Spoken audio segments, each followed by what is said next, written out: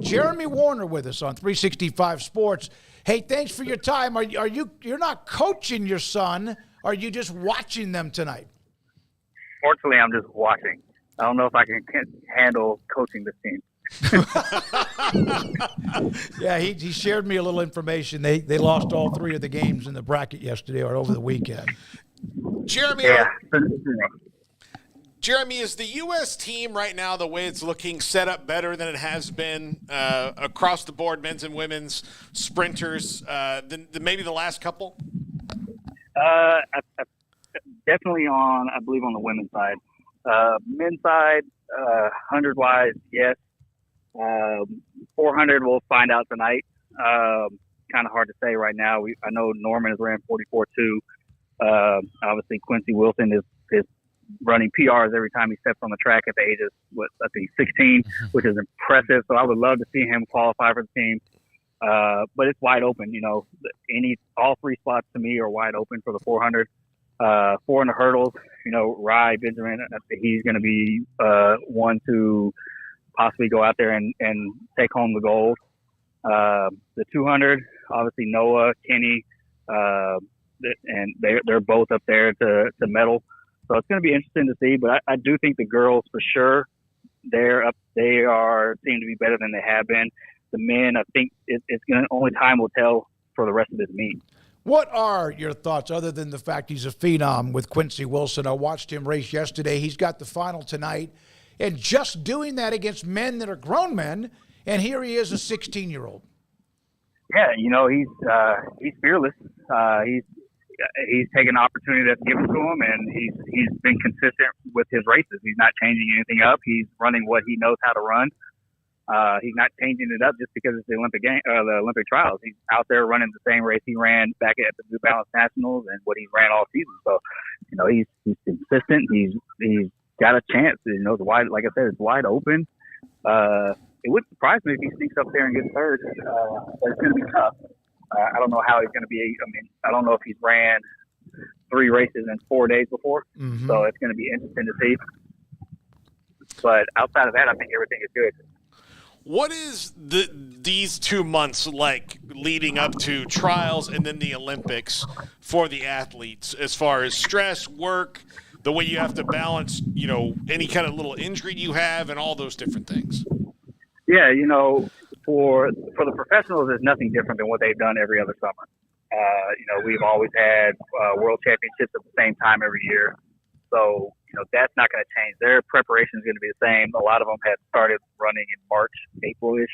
So they're going to be fresh and ready to go. The college kids are going to be the ones that made the team. They're going to be the ones that are going to have to kind of adjust from trials to the games that they make it. I was fortunate to have Coach Hart that understood that, and he's been there, done that multiple times tonight.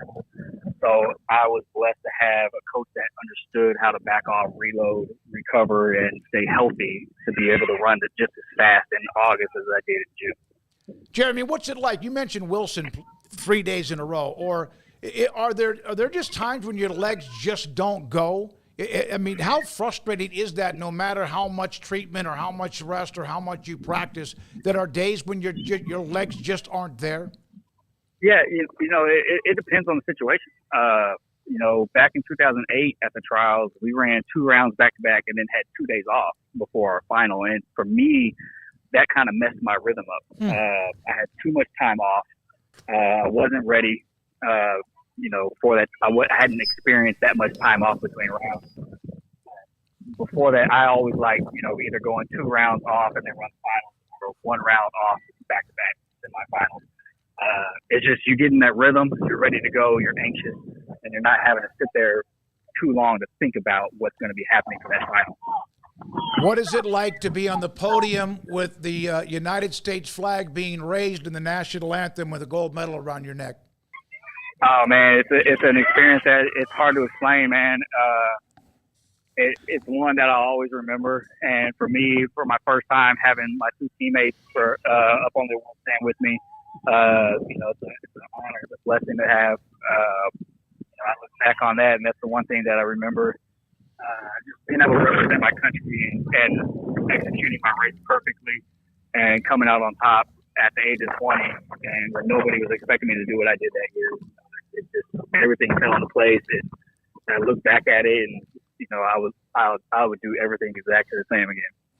If you could take on one runner, any era in the 400, just to see how you stack up, who would that be? Oh, obviously Michael. Okay. I mean that's a no-brainer for me. We both kind of similar styles of running. He's a little bit faster through the 2 than I was, but from 2 to 3, I was a little bit faster than him. And then we come down to who's got the best last 100. We both trained by Coach Hart. So for me, that would be my number one race that I would have loved to run again. What are your thoughts about that he might start a professional track league in this country? I think it's a great thing. Over the years, track has kind of fell off. And it's not due to the athletes, it's due to organizations with like World Athletics. There's no draw. They're not doing what I think they could do. And I think what MJ is doing is start. I think the first year will be great, and then he's just going to build off that, add more events. Obviously, I think the first year is just trying to get it out there and showing what they can do, and then they'll add more events probably.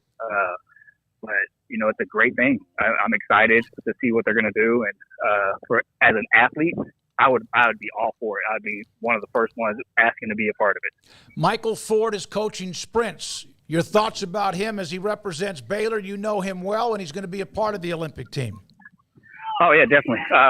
He recruited me out of college or out of high school, and everything was great. He's coached Trayvon to a 9.9, and he's been there, done that. He knows what he's doing. He's set his own ways, and I'm excited for him. I hope he does a great job out there. Jeremy, under sorry about that. Sha'Carri Richardson stumbled at one point out of one of the qualifying, heats. And I saw a note you made about if she just gets that down. How frightening can that be when you're talking about, 9-10 seconds and you bobble like that? And the fact she corrected that and got better, and then she ended up winning pretty easily in the final. Yeah, with her top end speed, it's ridiculous.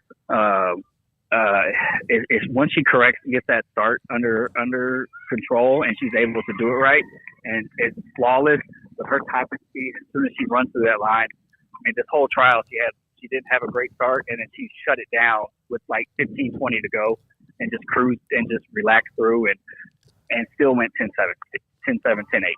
With all that, everything lines up for her. That's why I said she could run between 10-4 and 10-4, 10-5. And I'm not saying 10-4-1 to 10-5 flat. Somewhere between 10-4 and 10-5-9. It's 10-45 is going to be hard to run, but if anybody does it, I think she can. You have been coaching a little bit. Now Lancaster High School, I saw that. Congratulations. They've got a bunch of speed at Lancaster High. How much do you use what you learned from the coaches at Baylor, Clyde Hart, et cetera, Todd Harbor, and what you do now in coaching high school athletes? Oh, I use it all. I learned from one of the greatest coaches. I've also learned from Coach Ford. I'm trying to give these kids the same thing that I got in high school from my high school coaches and from Coach Hart in college.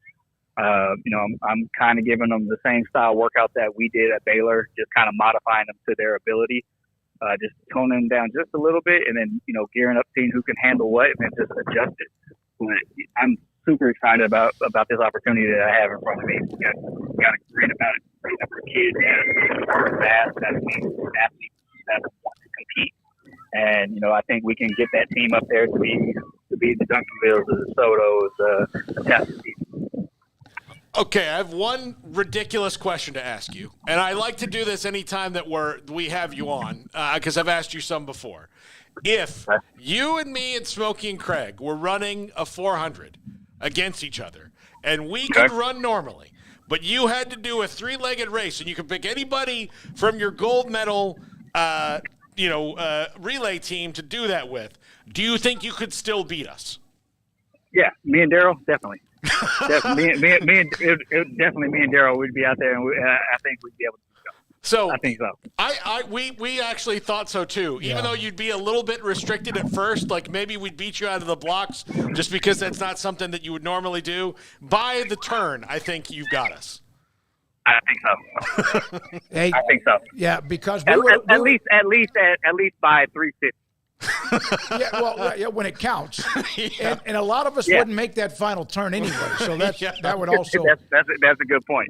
Hey, thank you for your time. I know you're watching your son play baseball. Hope they're doing well. Good luck tonight with that, and thank you very much as always, Jeremy. All right, thanks for having me on. Jeremy Wariner, 3-time Olympic gold medalist, twice 400-meter relay, 4x400-meter relay, and also individually winning the 400. See, here's why